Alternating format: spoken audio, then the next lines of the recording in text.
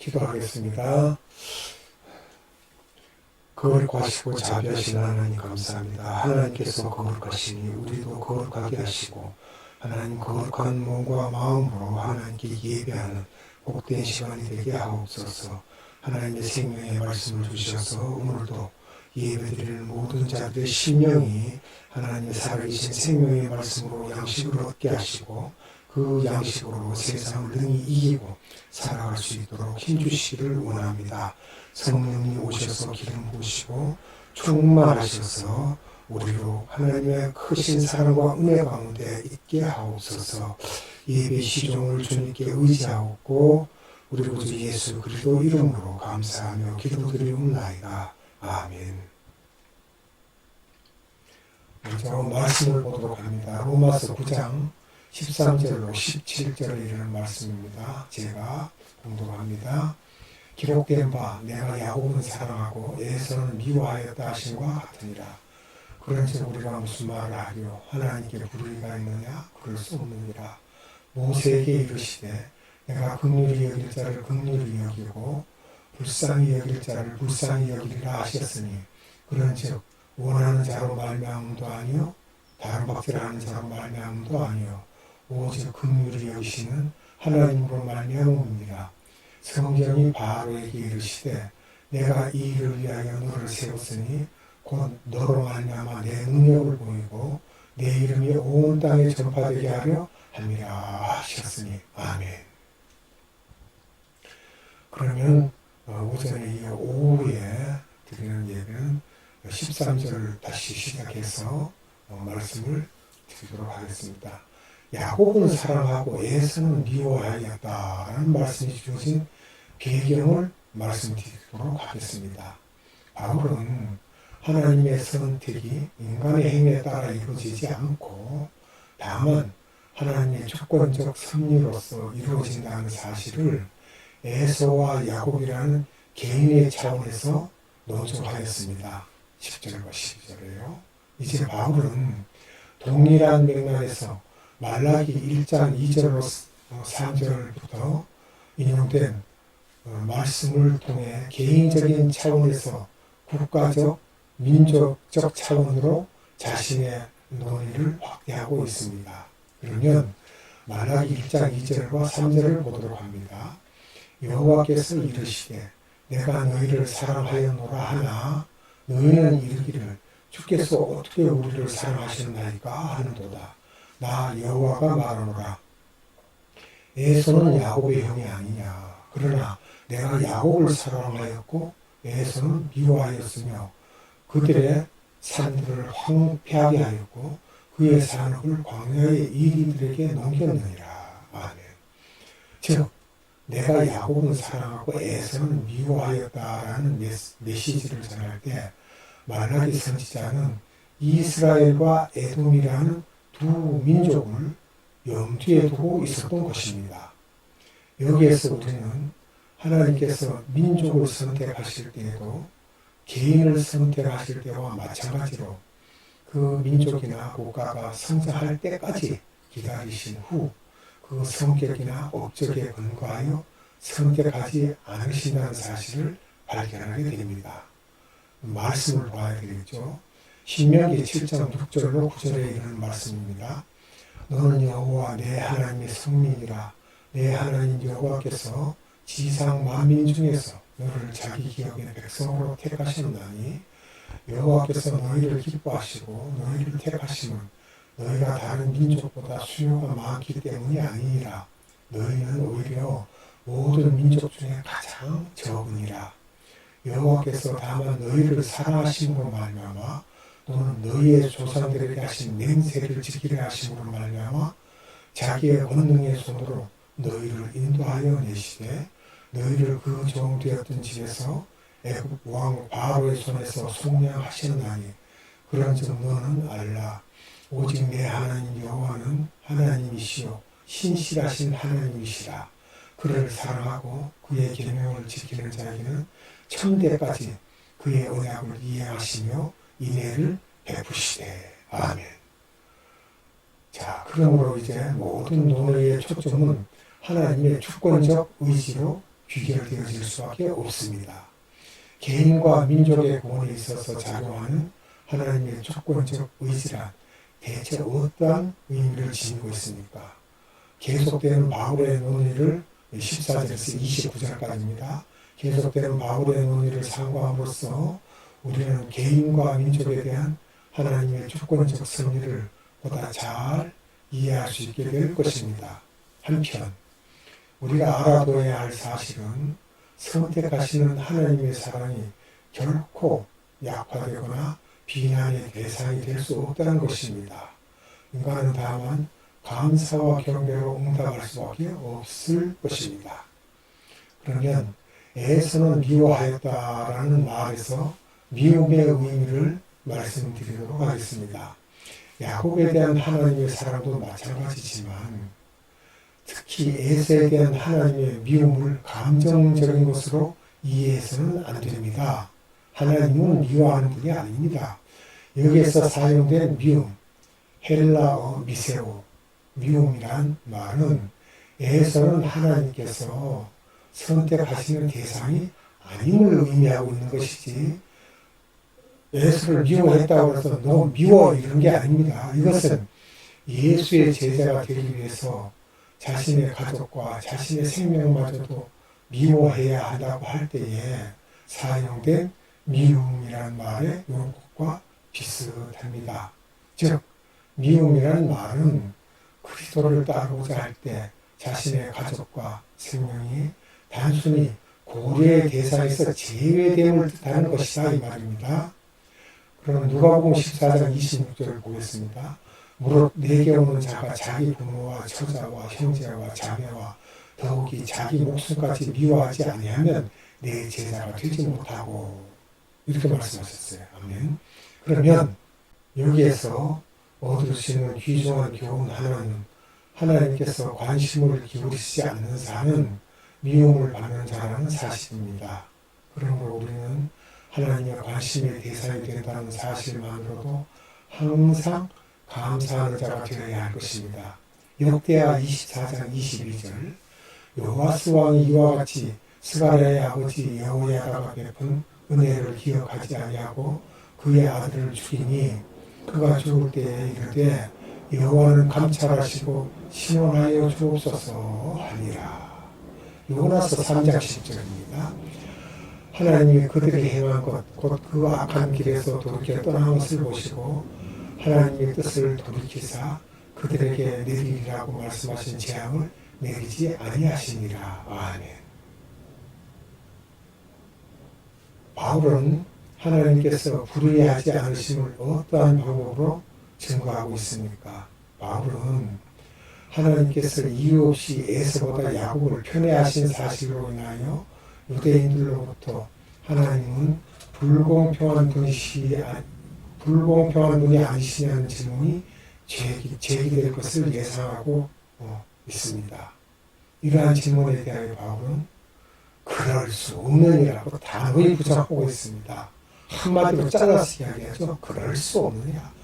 그는 출애굽 당시 시내 광야에서 벌어진 금송아지 사건에 초점을 맞추면서 하나님께 불의하지 않으심을 증거하고 있습니다. 로마서 3장 4절입니다. 그럴 수 없느니라. 사람은 다 거짓게 되어 오직 하나님은 참되시다 할지어다. 기록된 바 주께서 주의 말씀에 의롭다함을 얻으시고 판단받으실 때에 이기려 하심이라 함과 같으니라. 31절 그런지 우리가 믿음으로 말미암아 율법을 파기하느냐? 그럴 수 없느니라. 도리어 율법을 굳게 세우느니라.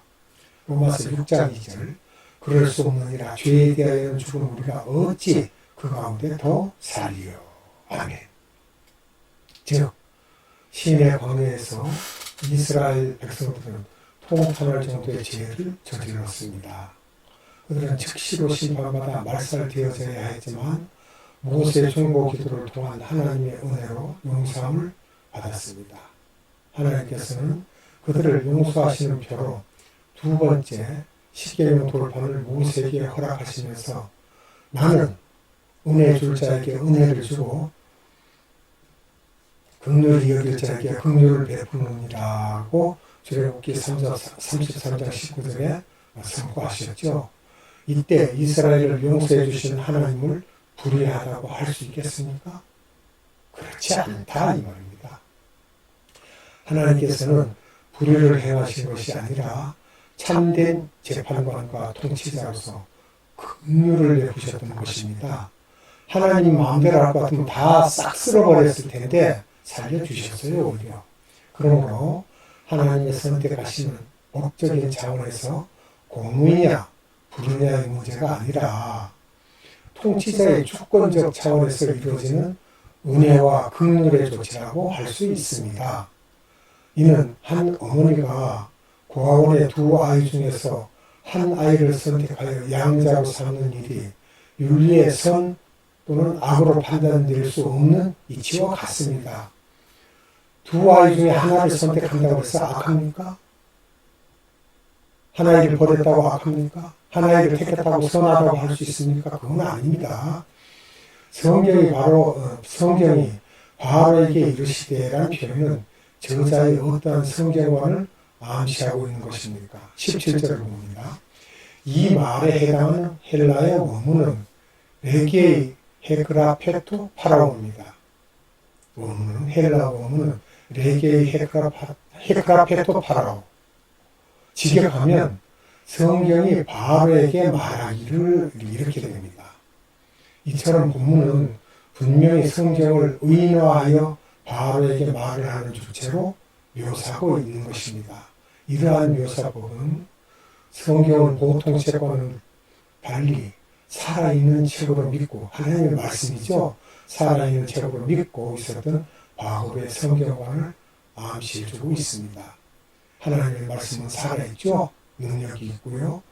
예리한 어떤 검보다도 예리하다고 했죠. 그런 것과 같이 디모데후서 3장 16절입니다. 모든 성경은 하나님의 감동으로 된 것으로 교훈과 책망과 바르게 함과 의로 교육하기에 유익하니. 아멘. 히브리서 4장 12절입니다. 하나님의 말씀은 살아있고 활력이 있어 좌우의 말씀은 어떤 검보다도 예리하여 혼과 영과 및 관절과 골수를 찔러 쪼개기까지 하며 또 마음의 생각과 뜻을 판단하나니. 아멘. 하나님의 말씀은 살아계신 말씀입니다. 오늘날 많은 사람들은 이러한 성경관을 부정하고 성경이 영감된 하나님의 말씀이라는 사실을 믿지 않는 경향이 있습니다. 그러나 우리들은 바울뿐 아니라 예수께서도 주장하셨던 성경을 따라야 합니다. 한편 20세기의 대봉사 빌리 그레함도 그의 설교 중에 성경은 말하기를 이라는 말을 관용어처럼 사용함으로써 성경관을 은혜한 중에 피력하였습니다. 여기서 잠깐 제가 짚고 넘어가는데요. 빌리 그레함 목사가 대단한 부흥선교사인데 이분이 초창기에는 변질이 안 되었는데 지금은 카톨릭을 추앙하고 있어요. 변질됐습니다. 제가 판단해서 옳다 그르다고는 말할 수는 없습니다. 그렇게 되었다는 이야기를 드리고 있는 것입니다. 로마서 4장 3절 봅니다. 성경이 무엇을 말하느냐? 아브라함이 하나님을 믿음에 그것이 그에게 의로 여겨진 바 되었느니라. 아멘. 갈라디아서 4장 30절. 그러나 성경이 무엇을 말하느냐? 여종과 그 아들을 내쫓아 여종의 아들이 자유 있는 여자의 아들과 더불어 유업을 얻지 못하리라 하였느니라. 요한복음 5장 39절. 너희가 성경에서 영생을 얻는 줄 생각하고 성경을 연구하거니와 이 성경이 곧 내게 대하여 증언하는 것이니라. 아멘. 누구에 대한 증언입니까? 예수님에 대한 증언입니다. 하나님께서 바로를 세우신 목적은 무엇이었습니까? 17절입니다. 하나님께서 바로를 세우신 목적은 그를 통해서 이스라엘 백성을 구원해내시는 당신의 능력을 나타내고 또한 당신의 이름을 온 세상에 전파하시려는 데 있었습니다. 출애굽기 19장 16절을 보면 아주 알 수 있습니다. 내가 너를 세웠음은 나의 능력을 내게 보이고 내 이름이 온 천하에 전파되게 하려 하였음이니라. 하나님 이름이 전파되게 하시려고 바로를 세웠다고 하셨어요. 여기서 우리가 주의해야 할 것은 바로를 세우셨다는 말씀의 의미입니다. 이것은 바로가 애굽의 왕으로 즉위한 사실을 가리키지 않고 이 말씀이 주어질 때까지 하나님께서 바로를 살려두신 사실을 가리키고 있습니다.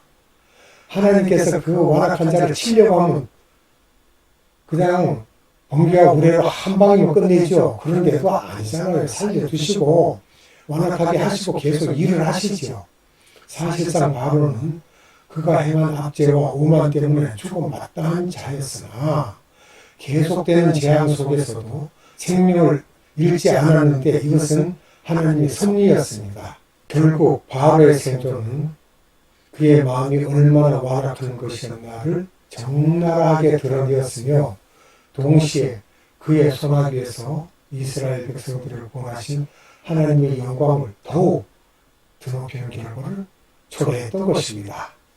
여호수아서 9장 9절입니다.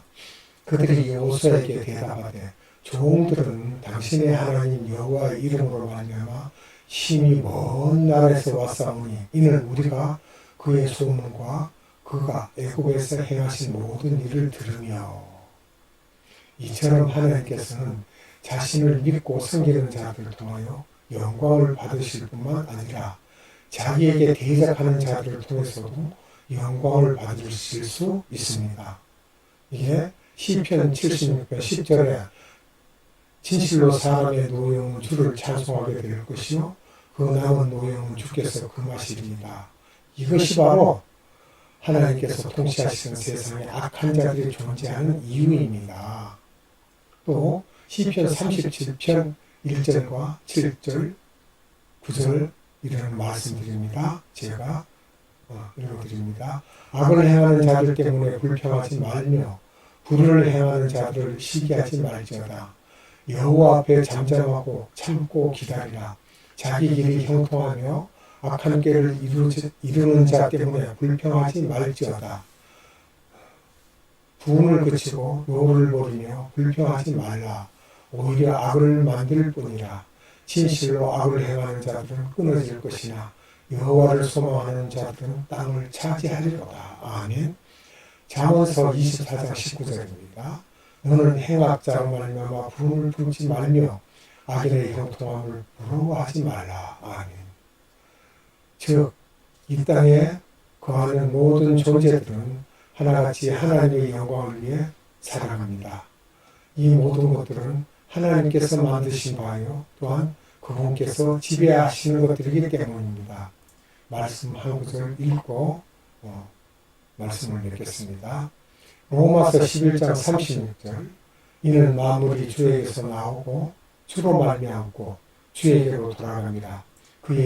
그에게 영광이 세세히 있을지어다. 아멘. 아멘. 기도합니다. 거룩하시고 자비로우신 아버지 하나님 감사합니다. 하나님께서 우리에게 은혜를 베푸사 생명의 말씀을 우리로 선포하게 하시고 또한 선포된 말씀을 하나님의 귀한 백성들이 듣게 하실 수 있도록 은혜 베푸심을 감사드립니다. 하나님 오늘도 살아계신 하나님의 말씀이 역사하셔서 성령님과 함께 그런 모든 자들의 심령에 역사하여 주시옵소서. 오직 성령님만이 함께 하심으로 우리가 세상을 능히 이기고 또한 세상을 짊어지고 갈 수 있습니다. 하나님 우리는 작은 예수가 되어서 우리가 짊어져야 할 십자가를 짊어지고 예수 그리스도를 따르는 귀한 백성들이 되게 하옵소서. 생명을 살아가시는 하나님께 감사와 찬양과 존귀와 힘과 권세와 권능을 올려드리옵고 세세무토록 영광 받으시길 원하며 우리 구주 예수 그리스도 이름으로 감사하며 기도드리옵나이다. 아멘. 주기도문으로 예배를 마치도록 하겠습니다. 하늘에 계신 우리 아버지, 아버지의 이름을 거룩하게 하시며 아버지의 나라가 오게 하시며 아버지의 뜻이 하늘에서와 같이 땅에서도 이루어지게 하소서. 오늘 우리에게 일용할 양식을 주시고 우리가 우리에게 잘못한 사람을 용서하여 준 것 같이 우리 죄를 용서하여 주시고 우리를 시험에 빠지지 않게 하시고 악에서 구하소서. 나라와 권능과 영광이 영원히 아버지의 것입니다. 아멘.